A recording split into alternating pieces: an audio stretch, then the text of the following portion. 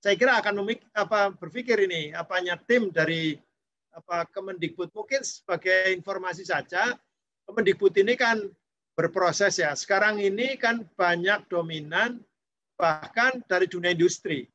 Bahkan dari dunia industri, sehingga bapak-bapak atau pegiat pendidikan kadang-kadang terkaget-kaget ini ada hal yang tidak nyambung dengan dunia pendidikan, karena memang ada hal yang menurut saya sebagai guru pun ada yang nggak pas juga, tetapi ya itu sebagai juga kita harus paham juga, UNES juga harus paham, ini kita berhadapan dengan model birokrasi yang sedang mendekat atau bahkan ada di dalamnya orang dari dunia industri. Gitu Pak Bambang.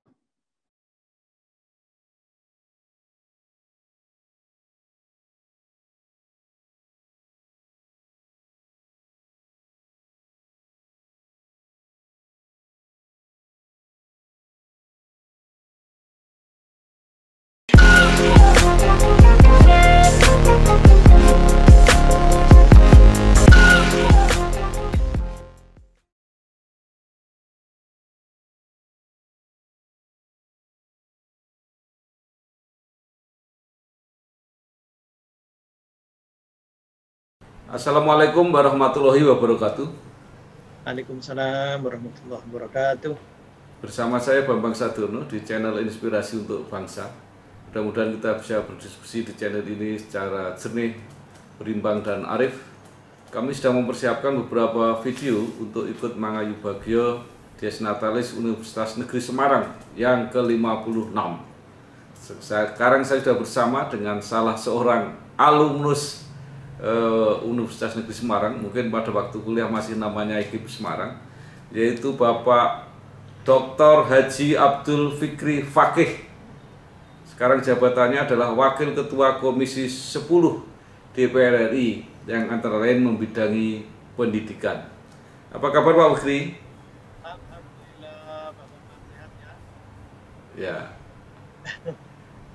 Pak Fikri, mohon diceritakan bagaimana kisahnya Pak Fikri ketika kuliah di IKIP Semarang sampai sekarang pada posisi dan karir seperti saat ini. Iya.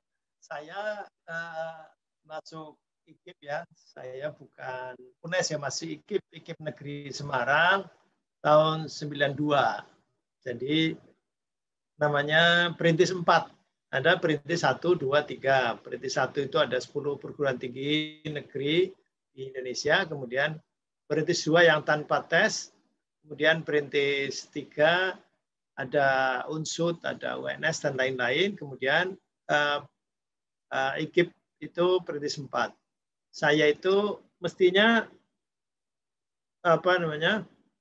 ke Jogja. Tetapi karena ibu saya pesen untuk bisa mendampingi anaknya kepala sekolah beliau, maka saya ke Semarang dan mendampingi anaknya untuk bisa ikut semua tes. Ya, tentu bukan Perintis 2 ya. Perintis 2 kan tanpa tes. Nah, itu kemudian maka saya ikut tes yang tidak di zonanya. Kalau di Perintis 1 kan mestinya harus di zonanya, tapi saya akhirnya Perintis 1-nya tidak milih di zonanya, dan Perintis 3 juga tidak di zonanya, dan akhirnya Perintis 4. Dan ya alhamdulillah saya diterima di Fakultas Pendidikan Teknologi dan Kejuruan, FPTK. Jurusannya atau prodinya Pendidikan Teknik Elektro, jadi 1992. Kemudian saya 96, saya kan ya di samping aktif di di kampus, saya ya kuliah, kemudian juga aktif di Badan Perwakilan Mahasiswa dan sebagainya. Kemudian juga di ekstra ada di masjid. Saya dekat UNES itu saya mungkin jadi disangka orang sekitar situ karena saya jadi ketua remaja Masjid Al-Huda. Kan ada sebelah kanan Masjid Taqwa, kemudian sebelah sebelah kiri yang ke selatan itu Masjid Al-Huda. Saya ketua remaja Masjid Al-Huda, sehingga mungkin ya membagi proporsional. Samping saya juga di luar, saya sejak SMP kan aktif di PII. Saya tidak kemudian ke HMI, enggak. Saya tetap membantu PII itu. Jadi sudah mahasiswa tapi PII. Kemudian 86 akhirnya saya belum selesai sebetulnya. Tapi saya pulang dan masih ada satu mata kuliah yang saya merasa lulus gitu. Tapi kemudian di IKIP itu dianggap masih belum memenuhi syarat. Nah, jadi Pak Wikri masuk 82 ya, bukan 92 ya? 82 ya, 82. Salah saya tadi ya. Nyebutnya salah ya. 1982. 82. Kemudian 86 saya pulang, masih ada satu mata kuliah yang ini. Tetapi tugas akhir seperti kolokium, kemudian PPL dan sebagainya sudah saya kerjakan semuanya. Hanya mata kuliah yang memasuki era komputerisasi, era komputer itu kan ada namanya sistem kontrol dan seterusnya. Nah, itu saya ngambil, kemudian saya merasa karena ada tambahan itu ya, karena ada tambahan, jadi saya ya ikut saja dan bersama dengan yang transfer itu yang sarjana muda ke sarjana tua, sarjana S1 penuh itu. Nah, saya pertama itu kayaknya program yang tanpa ada sarjana muda, dan saya jadi S1 sepenuhnya. 86 saya pulang, udah ngajar dan sebagainya, dan saya merasa sudah lulus. Tapi karena dia nyatakan belum memenuhi persyaratan. Nah, tapi 87 itu kalau nggak salah menterinya siapa ya? Syarif Taib apa siapa gitu, lupa saya. Pokoknya ada surat menteri bahwa yang sudah memenuhi persyaratan 155 SKS maka sudah dinyatakan lulus, dan saya sudah 160 SKS lebih, sehingga akhirnya saya daftar lulus. Nah, itu jadi pakai jalur SK Menteri gitu. Ya, lulus pakai negosiasi lah. Nah, apa namanya ya?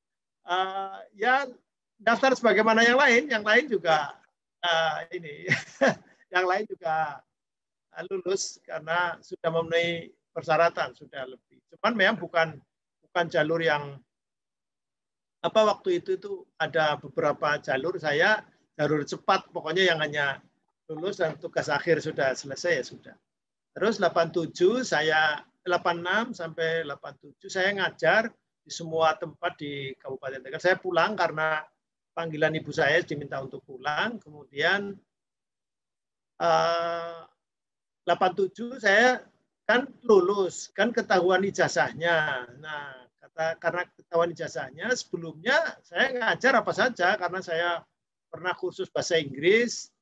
Ya, saya ngajar bahasa Inggris juga karena saya jurusannya teknik listrik, ya saya bisa ngajar mungkin matematika atau mungkin fisika dan sebagainya. Saya ngajar di beberapa tempat, ada aliyah, ada SMA, kemudian ada salah satunya STM, nah STM Muhammadiyah. Nah, kemudian STM, kemudian ada SMA dan STM Muhammadiyah, sama-sama satu yayasan, dan ketahuan bahwa saya lulusan teknik listrik. Nah, dan guru kejuruan kan sedikit. Nah, kebetulan ada peristiwa sekolahnya itu kekurangan guru kekurangan guru kejuruan, dan kemudian juga tidak ada kepala sekolahnya, sehingga saya ditarik menjadi kepala sekolah 1987. 1987 jadi kepala sekolah STM. Jadi saya ngajar sembarangan, ngajar apa saja itu tahun 86 sampai 87. 87 saya sesuai dengan jurusannya, teknik listrik, dan jadi kepala sekolah. Jadi saya ngajar, saya jadi kepala sekolah dengan murid yang sangat sedikit. Sekolahnya juga tidak punya bangunan dan sebagainya. Tapi saya yaitu membangun, berarti mencari donatur dan seterusnya, membangun ini sekolahan, membangun fisik maksudnya, terus kemudian jadi kepala sekolah lah.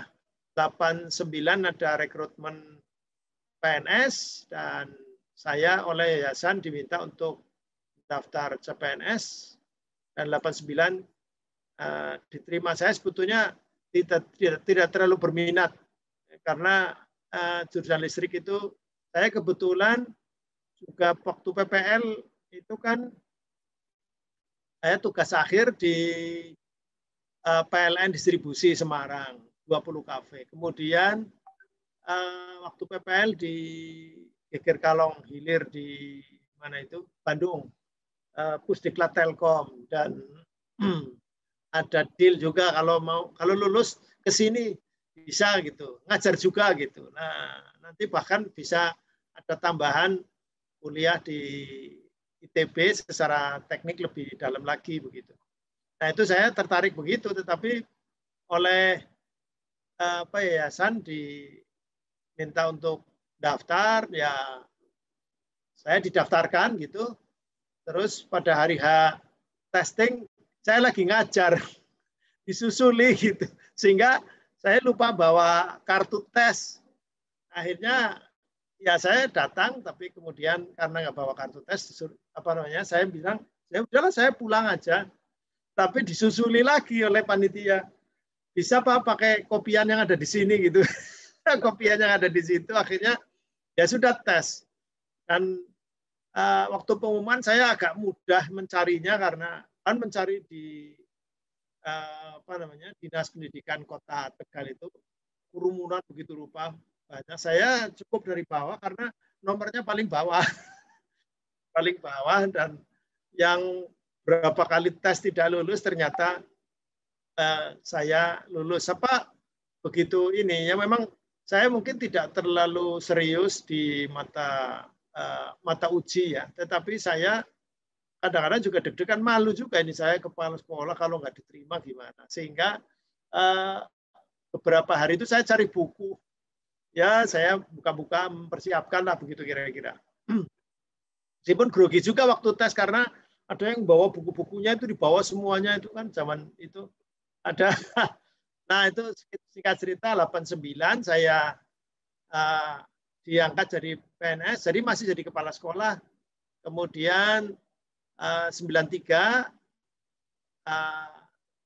yayasan menentukan saya tidak jadi kepala sekolah, tapi karena sudah PNS DPK di situ diperbantukan di STM Muhammadiyah Kota Tegal, maka saya masih jadi guru dan di akhir tahun 98 bahkan ada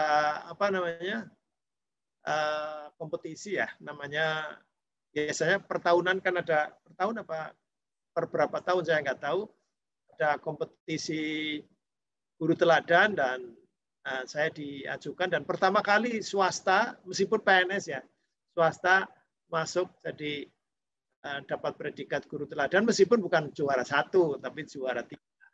Tetapi itu kenang-kenangan karena di akhir masa jabatan saya dan masa kerja saya jadi guru tahun 98 ada peristiwa ya 97 resesi, 898 reformasi dan saya karena aktivis jadi nggak bisa hanya bergaya ternak untuk jadi guru biasa toh gitu ya, ikut-ikut semuanya, ikut dinamika dan saya ikut mimpin demo juga di Kabupaten Tegal untuk menggunakan undang-undang baru biar bupati itu dipilih oleh masyarakat bukan oleh DPR dan seterusnya itu. Dan akhirnya saya mimpin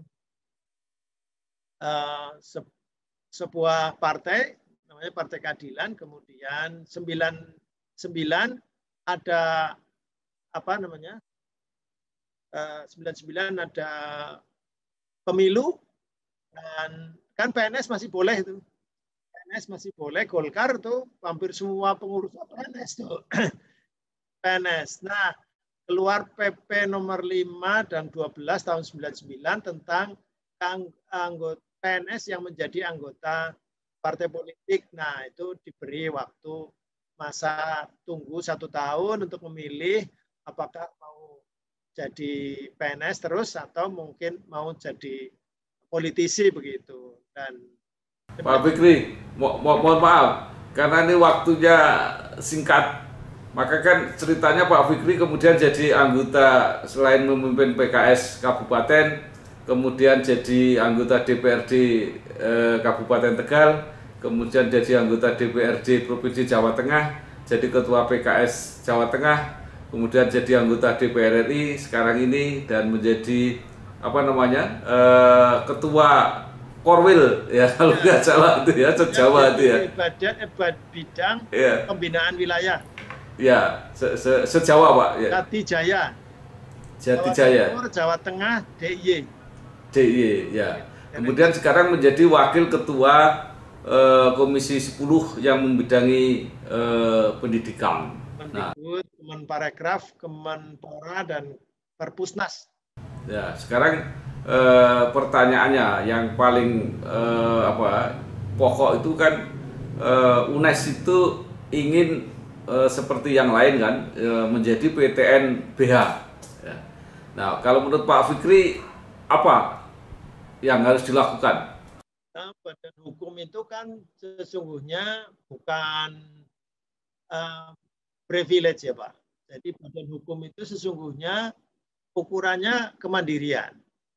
Nah, kalau kemudian badan hukum hanya untuk mencari fasilitasi dari pemerintah pusat dan sebagainya, saya kira ini nanti mungkin kontraproduktif. Dan saya kira ini yang bisa mengukur adalah sivitas akademika yang ada di UNES.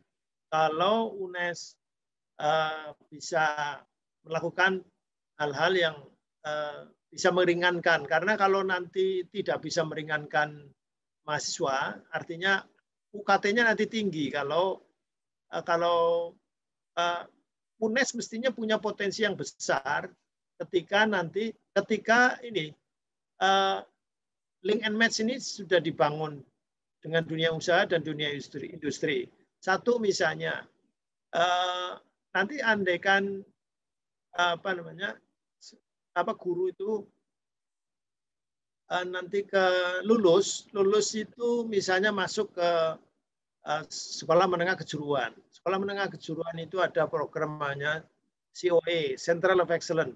Central of Excellence itu syaratnya satu sekolah ada tersertifikasi oleh dunia industri 3 orang guru. Nah, kalau kemudian UNES ini sudah bekerja sama, maka satu, dia memproduksi keluaran atau output yang dekat dengan dunia industri. Kemudian yang kedua, sekarang ini kan jangankan UNES ya, SMK saja kalau unit produksinya jalan, unit produksi itu kan bisa memproduksi, bisa kerjasama juga, bisa subkontraktor dan sebagainya ke perusahaan-perusahaan besar.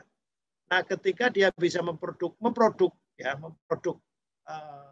komoditi atau memproduk karya teknologi dan seterusnya, saya lihat kan UNES banyak berprestasi di bidang teknologi paling tidak ya. Ini kalau bisa betul-betul memang digeluti atau mungkin ditekuni, saya kira ada peluang dan ini bagus. Satu, meringankan negara. Yang kedua, kalau memang banyak kreasi, karena sekarang ini kan kalau nggak ada kreasi, apa sih pabrik atau perusahaan yang bisa survive kalau nggak pakai ide atau gagasan baru atau inovasi. Jadi saya kira kalau di UNES kan menisbatkan diri menjadi universitas konservasi yang bagus.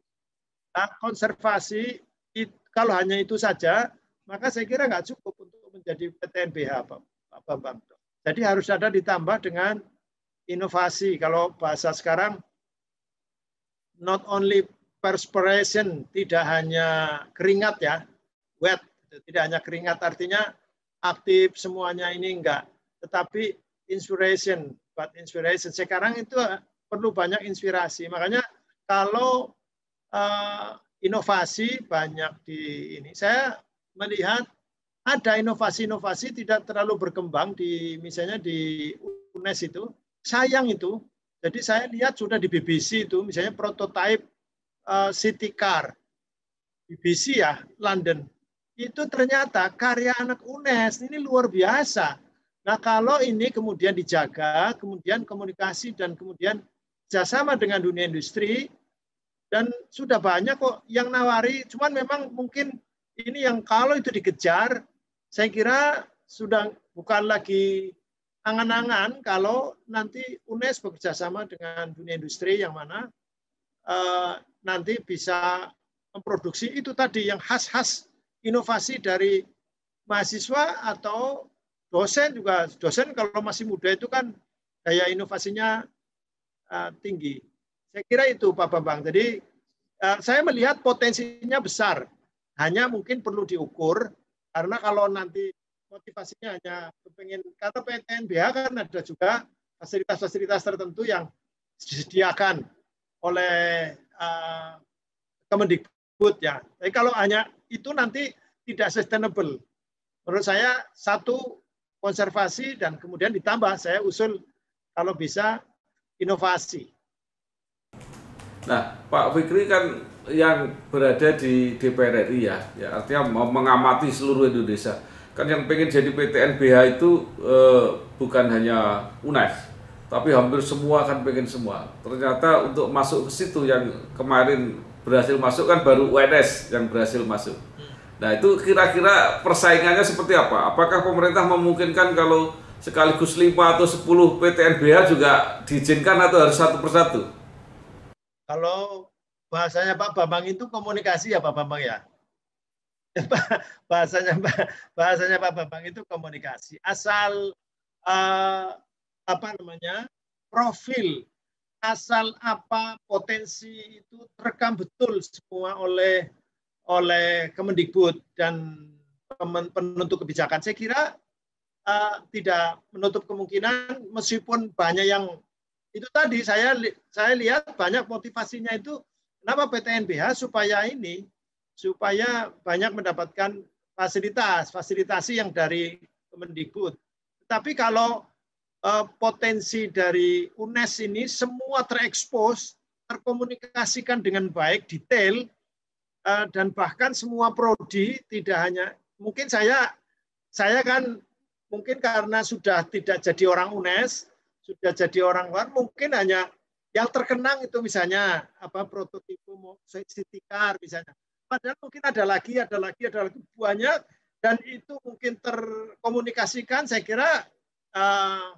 kira akan berpikir ini tim dari Kemendikbud. Mungkin sebagai informasi saja, Kemendikbud ini kan berproses ya. Sekarang ini kan banyak dominan bahkan dari dunia industri. Bahkan dari dunia industri sehingga bapak-bapak atau pegiat pendidikan kadang-kadang terkaget-kaget ini ada hal yang tidak nyambung dengan dunia pendidikan karena memang ada hal yang menurut saya sebagai guru pun ada yang nggak pas juga, tetapi ya itu sebagai juga kita harus paham juga, UNES juga harus paham ini kita berhadapan dengan model birokrasi yang sedang mendekat atau bahkan ada di dalamnya orang dari dunia industri. Itu Pak Bambang. Jadi artinya bahwa peluang itu ada atau mungkin Pak Fikri ada saran lain supaya UNES ini juga sejajar dengan perguruan-perguruan tinggi lain di Indonesia yang papan atas lah kira-kira begitu. Di perguruan tinggi papan atas sekalipun itu memang ini ya memang sebagai kebanggaan ya masih tetap rankingan itu kan masih menggunakan hal-hal yang sifatnya normatif dan mercusuar dan sangat teoritik akademik ya. Jadi misalnya jurnal internasional, kemudian jumlah sitasi dan sebagainya, kerjasama dengan universitas lain di dunia internasional dan sebagainya. Ini kalau melirik dengan dengan universitas lain.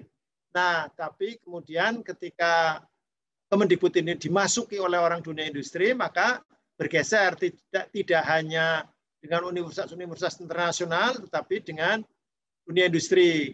Cuman termasuk saya yang kritik juga Kemendikbud, kenapa dunia industri yang dimaksud adalah korporasi-korporasi besar di tingkat internasional. Ya, ini yang kemudian akhirnya berlomba, dan universitas-universitas tertentu di Indonesia bisa.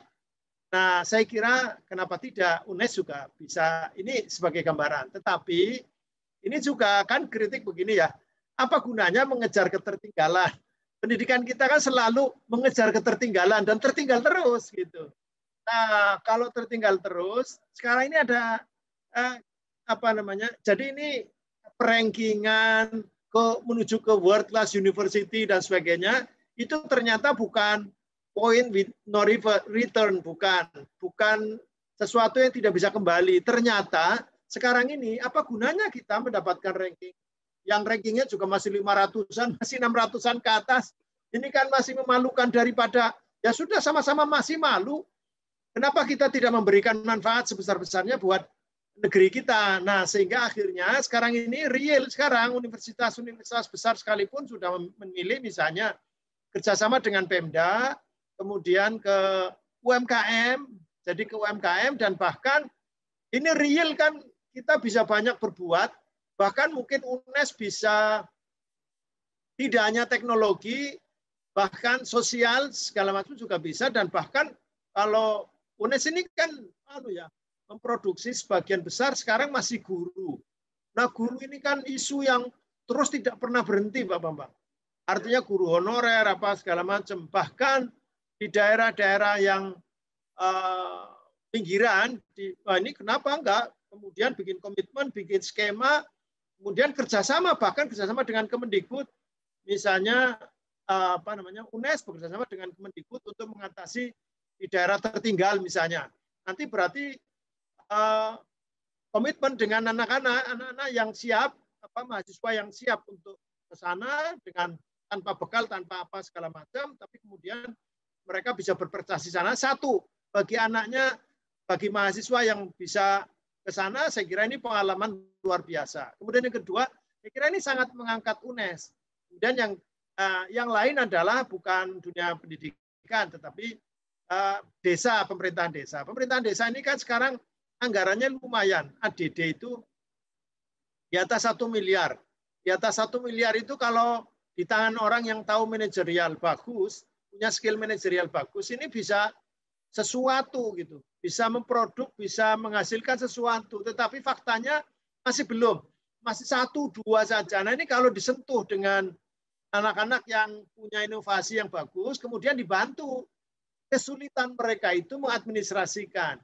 Papan monografi di desa aja nggak ada, Pak Bambang.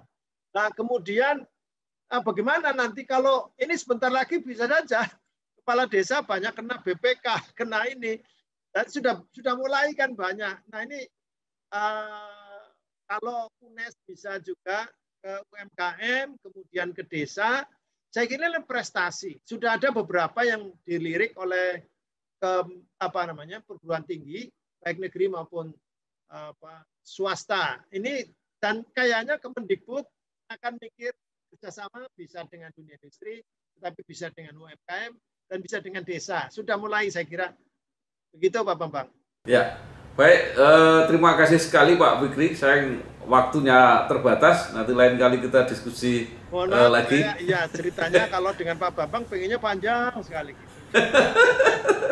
Terima kasih Dr. Haji Abdul Fikri Fakih. Selamat buat UNES juga ya Pak Bambang. Iya. Wakil Ketua Komisi 10 DPR RI yang juga membidangi pendidikan, ya mudah-mudahan sukses terus. Amin. Dan terus mengawal dunia pendidikan. Matur nuwun. Wassalamualaikum warahmatullahi wabarakatuh. Waalaikumsalam warahmatullahi wabarakatuh.